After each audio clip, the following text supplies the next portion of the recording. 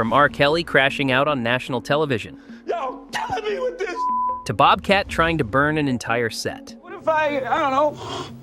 What if I set his furniture on fire? These are 10 times celebrities lost it on live TV. Being in the spotlight and constantly being judged for everything you do can really take a toll on how you act in public, especially when you're currently involved in a major scandal. This was the case with R&B singer R. Kelly, who back in 1996 was accused of sleeping with an underage girl 5 years prior, leading to a huge investigation, which ended up uncovering much more than anyone was expecting to know about. In 2019, in an attempt to clear his name, R. Kelly thought it would be a good idea to grant an interview to CBS and finally tell his side of the story. But things quickly got out of hand, and the singer crashed out in front of the cameras while everyone in the room tried their best to calm him down. I'm very tired of all of the lies. I've been hearing things and seeing things on the blogs, and This is not me, y'all. I'm fighting for my life. Y'all killing me with this. I gave y'all 30 years of my career. Robert. 30 years of my career. Y'all trying to kill me. You killing me, man. This is not about music. I'm trying to have a relationship with my kids, and I can't do it. Y'all just don't want to believe the truth. You don't want to believe it. Robert. You just don't want to believe it. It's safe to say that this didn't help in making him look less guilty, since he's currently serving a 30-year prison sentence for several charges, including indecent activities involving minors. The case of Ben Affleck, however, his outburst was less about something he did and more about trying to defend the people on the other side of the debate. For some reason, he was invited to an episode of Real Time with Bill Maher, where several experts would discuss sensitive topics, such as the conflict in the Middle East, with one of them being philosopher and author Sam Harris. However, things got heated when Affleck got angry at them doing generalizations about those who follow the Islamic religion. Despite trying to listen to what the others had to say, he still spoke loudly about what he had in mind. Hold on. Are you the person who understands the officially codified doctrine of Islam? You're the interpreter of that, so you can say, well, this is... I'm actually well educated on this topic. I'm asking you. So you're saying if I criticize you're saying that Islamophobia is not a real thing. That if you're critical of something... Well, it's not a real thing when we do it. Right. He then doubled down by saying that they were being racist and insensitive. It's gross. It's racist. It's not. But it's so not. It's like saying those stateless, shifty Jew. You're not listening Absolutely to not. what we are saying. You guys are saying if you want to be liberals, believe in liberal principles Right. like freedom of speech, like... And while Affleck was debating hosts on live TV, Kanye West went on to sabotage an entire charity event to throw a punch at the government. Way before he was known for being a walking public liability, he was considered one of the greatest rappers back in the beginning of the century. After Hurricane Katrina struck the coast of New Orleans, NBC, alongside the Red Cross, organized a live concert to help gather funds and help the people who suffered losses during the disaster. Dozens of celebrities were featured to either perform or host, including West himself, who had the opportunity to share a message next to actor Mike Myers. But when it was time for him to speak, he decided to go completely off the script, leaving everyone confused. He ended his speech by managing to sneak in a jab to former President George Bush before the camera cut back to Chris Tucker, who tried to play it off as if nothing had happened. I hate the way they portray us in the media. If you see a black family, it says they're looting. See a white family, it says they're looking for food, and you know, being the most tragic loss of all. George Bush doesn't care about black people. Please call. In the past few days... A few years later, Bush was asked about the incident during an interview with Matt Lauer, and said he wasn't very fond of what was said about him. I introduced Kanye West. Were you watching? Nope. You remember what he said? Yes, I do. He called me a racist. Well, what he said was George Bush doesn't care about black people. That's because he's a racist. And I didn't appreciate it then, and I don't appreciate it now. It's one thing to say, I don't appreciate the way he's handled his business. It's another thing to say this man's a racist. I resent it. It's not true. And it was one of the most disgusting moments of my presidency. But that's not the only time Kanye would go viral for losing it on live TV. After rebranding himself to Ye, the singer just kept on going off the rails at every chance he got, usually while trying to put himself in the spotlight. Yo, Taylor, I'm really happy for you. I'm gonna let you finish. But Beyonce had one of the best videos of all time. One of these moments happened in 2022, when he was invited to appear in an episode of Piers Morgan Uncensored to talk about the current state of the media. A while into the interview, Ye started to get angry at Piers for interrupting him. After a bit of arguing, he decided that it wasn't worth his time and just walked away. Let's read Michael B. Jordan's okay, but contract. why would any of that? Let's Okay, read but Aaron why would any of Donald's that? Why would any of that? Hey, bro, I ain't finished. I ain't finished my sentence. Nothing you're saying has anything to do with regret. Hey, boy. Don't call me boy. Don't finish. I told you. Oh, don't treat me like a boy then. I'm going to finish my sentence of my idea. Nothing you're saying has got anything to do with the tweet. Cool. If that's your position, that's clear. Interview adjourned. Love you.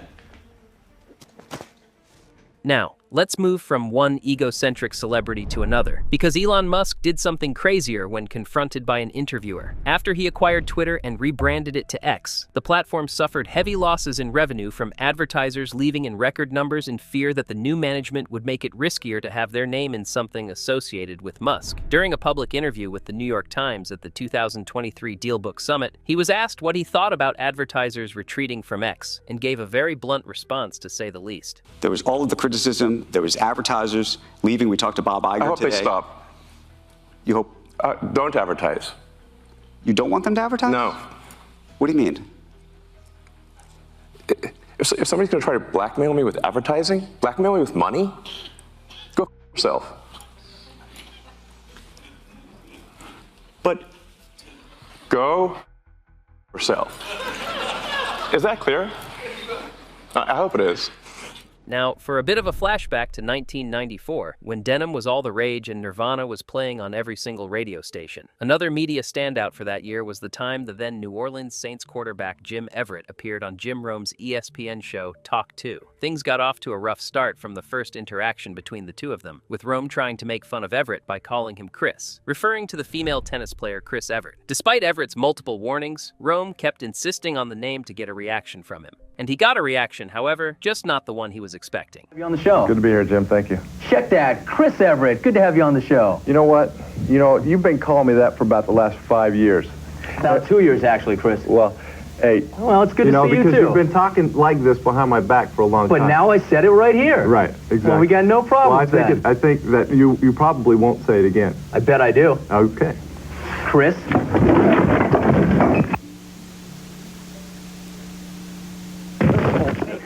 It would be impossible to have a video of celebrities losing it on live TV and not talk about one of the most infamous incidents to ever happen during an Academy Awards ceremony. 2022 was kind of a lackluster year for the Oscars, with not many big movies being made that year. However, it still became one of the most memorable ceremonies thanks to Chris Rock's comedy segment. After taking jabs at every single one of the winners and nominees, he went on to make fun of Jada Pinkett Smith, Will Smith's wife, talking about her shaved look, which was caused due to her suffering from alopecia. Will didn't take this very kindly, so he walked up and delivered a much more aggressive punchline at Rock before warning him to never do it again.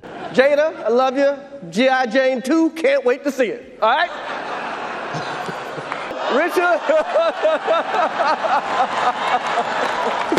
Oh, wow. Wow. Will Smith just smacked the shit out of me.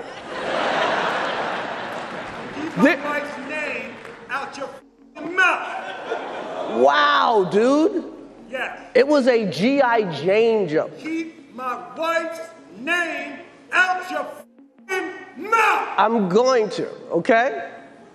Despite being a possible career destruction for the actor, he has since been able to bounce back from it, gaining back the respect of his fans. Sometimes it's the comedians who end up losing it on live TV by saying or doing the wildest things possible, and such was the case of Bobcat Goldthwait. Bobcat is a comedian known for his acts, where he would constantly use dark topics to generate shock and laughter from the audience, all delivered through a somewhat destructive persona. This was true when he was invited to appear on an episode of Arsenio during the time the host was about to leave the show, so he showed his support by thrashing the entire set, starting with leaving hateful graffiti aimed towards the channel. He then took it a step further while talking about his beef with Jerry Seinfeld, which led to Arsenio having to physically restrain the comedian before he could do any more damage to the set. Make it easier for the next guy. Are you really quitting? Yeah. Well, then, come on, let's cut now.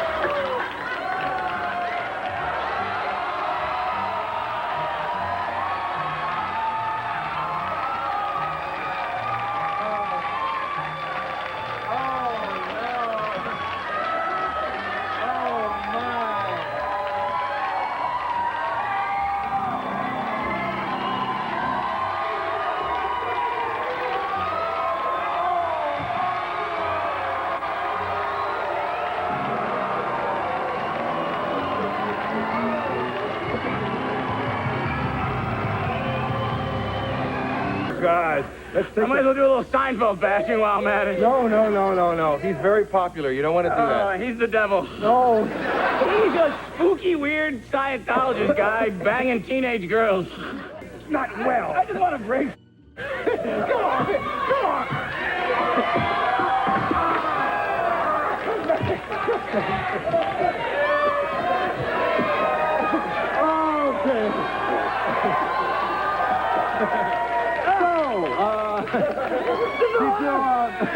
There's a lot like doing McNear.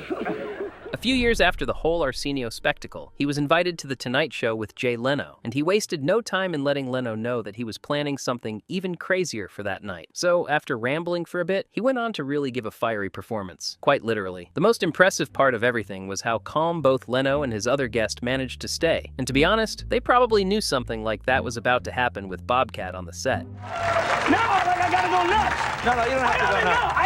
I know I have to go nuts. It sweeps and I don't know what to do because I don't really feel that nuts. Right. Well, what if I don't know, what if I set his furniture on fire? No, don't set that on fire. Now you have to sit in this. Now sit down. Sit down. However, it's not always the guests who end up losing their calm on live TV. Sometimes it's the hosts who can't take it anymore and just snap. This is what happened during one of the episodes of The View, when the guest was commentator and journalist Bill O'Reilly, known for his conservative point of view on politics and sensitive topics. One of the things he said during the show was his discomfort with a mosque being built next to the 9/11 site. But two of the hosts, Whoopi Goldberg and Joy Behar, were ready to debate every single one of his points, since he was talking negatively about Muslims as a whole. This loud back and forth went on until both hosts couldn't take it anymore and had to get up and leave before they did something they could have regretted on live TV. All right, let me give you an example. The mosque down here on 9/11.